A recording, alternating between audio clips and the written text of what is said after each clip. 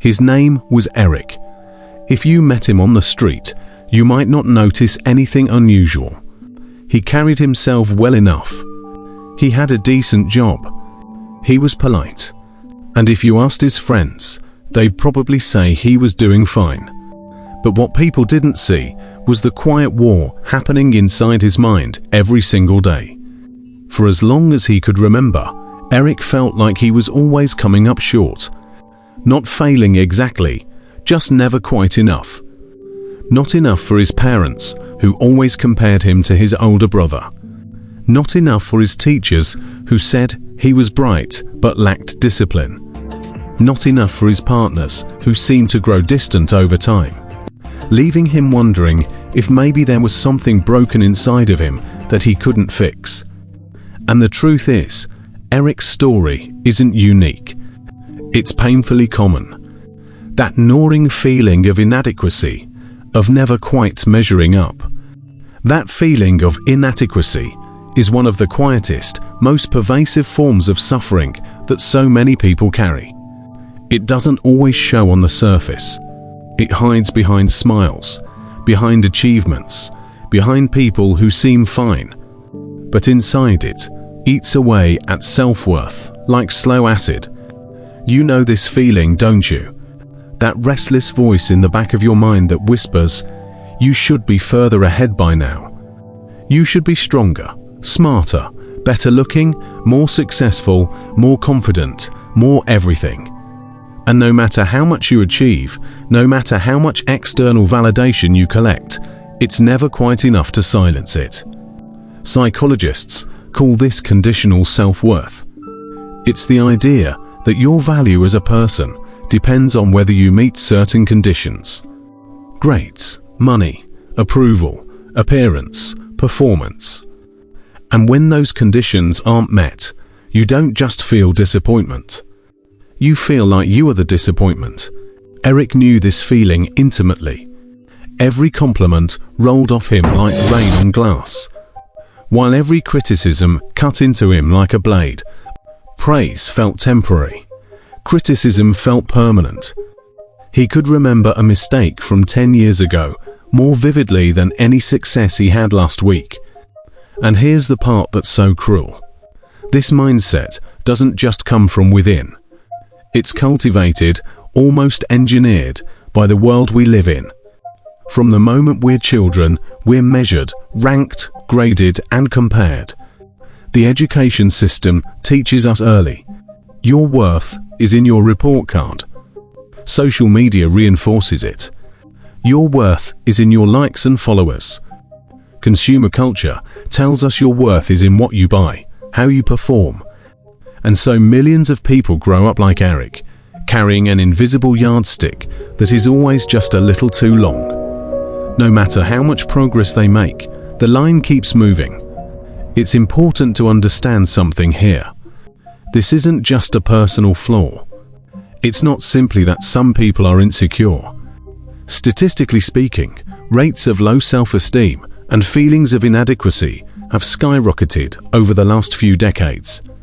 Studies show that nearly 85% of people worldwide struggle with some level of low self-worth. Think about that.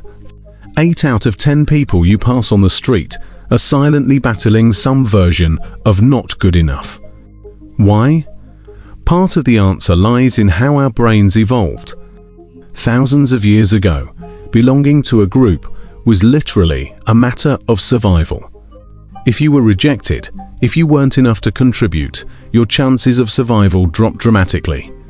So, the human brain developed a hypersensitivity to rejection, comparison, and failure. That wiring is still with us today, but now it's being exploited by modern systems. Schools, corporations, media, algorithms, all designed to make you question whether you're enough. So you'll work harder, buy more, and stay plugged into the cycle. Eric didn't know all the science. He just knew that every day felt like running a race he could never win. He would set goals, hit them, and instead of feeling proud, he would immediately move the goalpost further. He believed that if he just worked harder, pushed further, accomplished more, Maybe then he would finally feel like enough. But of course, that day never came. And maybe you know that same cycle yourself. You tell yourself, if I just lose 10 pounds, then I'll feel confident. But when you lose it, you suddenly want 10 more. Or, if I just get this promotion, then I'll feel successful. But when you get it, you're already anxious about the next one. This is the treadmill effect. You're running endlessly, but you never arrive. The pain of never being good enough isn't loud. It's quiet. It shows up in hesitation before speaking up, in downplaying your achievements when someone compliments you, in apologizing too much, in secretly resenting others' successes because their light feels like a shadow over you. Eric's pain showed up in small ways too. He would rewrite emails 5 times before sending them. Terrified of sounding foolish, he would stay quiet in meetings, even when he had ideas, because he thought they weren't smart enough. He would scroll through social media at night, comparing his behind-the-scenes life with everyone else's highlight reel, slowly sinking into that familiar heaviness in his chest. But here's the truth that Eric and so many of us struggle to realize. The feeling of never being good enough is not proof that you're broken. It's proof that you're human in a system that constantly profits from your doubt. The very industries that feed you comparison are the same ones selling you the products to fix it. It's not an accident, it's by design. Now, I want to pause here and make something clear. I'm not saying personal responsibility doesn't matter. Of course, we should strive to grow, to improve, to become better versions of ourselves. Growth is beautiful. Effort is meaningful. But there's a difference between striving from a place of self-love and striving from a place of self-loathing. The first expands you. The second empties you. And this is the heart of the pain. When good enough becomes a horizon you can never reach, life turns into a perpetual chase. You're never fully present, never able to rest, because you're always reaching for that next elusive measure of worth. Think about how exhausting that is. Imagine carrying a backpack full of rocks everywhere you go. And each rock is a belief like, I'm not attractive enough. I'm not smart enough. I'm not successful enough. I'm not confident enough. Over time, it doesn't matter how strong you are. The weight will wear you down. Eric didn't even realize how heavy his backpack had become until one day, after years of this, he woke up and thought, I don't even know who I am anymore beyond this endless chase. And that's the dangerous part. The pain of never being good enough doesn't just wound your self-esteem. It erodes your sense of self. You start to believe that you are the inadequacy itself, that you are permanently, fundamentally lacking. But here's something powerful. That belief, as convincing as it feels, is not the truth. Neuroscience shows us that the brain is highly adaptable. The same neural pathways that reinforce self-criticism can over time be rewired to reinforce self-compassion. It's not easy, and it doesn't happen overnight, but it is possible. And historically across cultures, this struggle has been recognized. Ancient Buddhist philosophies, for instance, teaches that suffering often comes not from who we are, but from the illusions we attach to who we think we must be. Modern psychology echoes this. Self-worth doesn't have to be conditional. It can be intrinsic. You can learn to see yourself as worthy, not because of your achievements or status, but simply because you exist. But here's the catch. Recognizing this truth intellectually is one thing. Feeling it in your bones is another. And that's where the real journey begins. Eric is still on that journey. And in the second part of this story, we're going to go deeper into what that journey looks like, why so many of us get stuck in cycles of inadequacy, and more importantly, how to begin breaking free. Because here's the reality. The pain of never being good enough may be common, but it doesn't have to be permanent. So, where do we go from here? If you've ever felt like Eric, if you've ever looked in the mirror and thought, no matter what I do, it's never enough, then you already know how heavy that burden is. The question is not whether the pain is real. The question is how we respond to it. The first step is recognition. You cannot change what you refuse to name. And so much of our suffering around worth comes from silence. We don't talk about it. We hide it, assuming that everyone else has it all figured out. But the truth is, so many people are quietly carrying this same feeling. When you name it, when you say, yes, I struggle with feeling like I'm not enough, you bring the monster out of the shadows.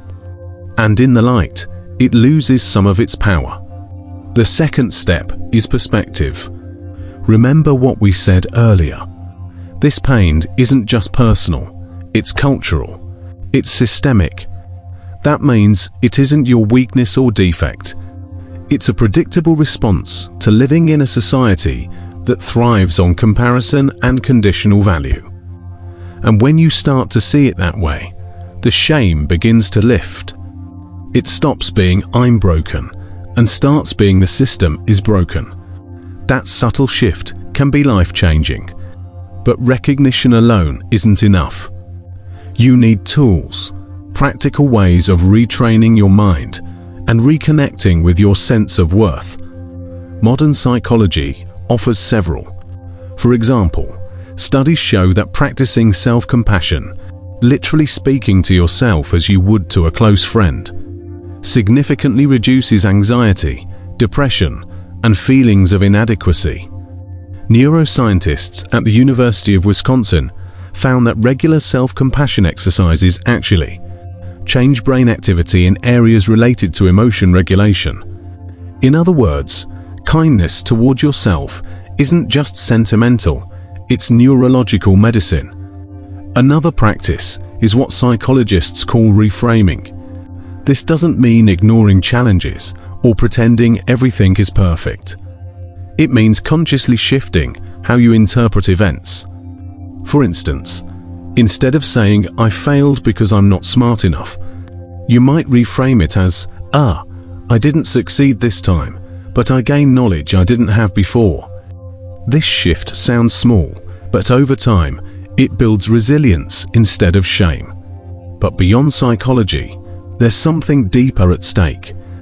A philosophical truth that many traditions point toward. You don't have to earn your worth. It's not something external. It's not something given to you by others. It's something that exists by the very fact of your being. Think of it this way. A newborn child has value, even though it hasn't achieved anything. Why? Because worth is inherent, not conditional. And that truth doesn't vanish just because we grow older. It only gets buried under layers of expectation and comparison. Eric began to understand this slowly. He started journaling at night, writing down not what he accomplished that day, but who he was in that day. Did he listen to a friend? Did he notice the sunset? Did he show kindness, even in small ways? Those became his quiet markers of value. And though he still battled the old voice of inadequacy, he also began to feel something new, a whisper of acceptance. And that's the third step, reorienting your measurement of worth. Instead of chasing endless external validation, you begin to cultivate internal validation. You learn to define enough on your own terms. This doesn't mean giving up on goals or ambition. It means refusing to tie your identity to them. You still strive, but from a place of curiosity and growth, not desperation. It's worth noting something here. This isn't easy. It's not a quick fix. You don't wake up one morning and suddenly feel whole. Healing from the pain of never being good enough is less like flipping a switch and more like tending a garden. It's daily work. Some days you'll forget. Some days the old voice will be louder than ever. But over time, with practice, the soil changes and what grows in it changes too. Let's get practical for a moment. If you wanted to start this shift today, what could you actually do? Here are 3 simple but powerful practices. The enough list. Every evening, write down 3 things you did that made you enough today. They don't have to be big. It could be, I called my grandmother, or I got out of bed even when it was hard, or I smiled at a stranger. Over time, this retrains your brain to notice value in being, not just in achieving. Comparison detox. Choose 1 day a week to intentionally step away from social media, advertising, or anything that bombards you with comparison. Give your nervous system a break. Studies show that even short breaks from comparison-driven platforms significantly boost self-esteem and life satisfaction. Self-compassion break. The next time you catch yourself saying, "I'm not good enough," pause and ask, "Would I say this to someone I love?" If the answer is no, then rephrase it into something kinder. This interrupts the old neural loop and plants the seed of a new one. These sound simple, but simplicity is powerful when practiced consistently. Now, let's step back again and look at the bigger picture.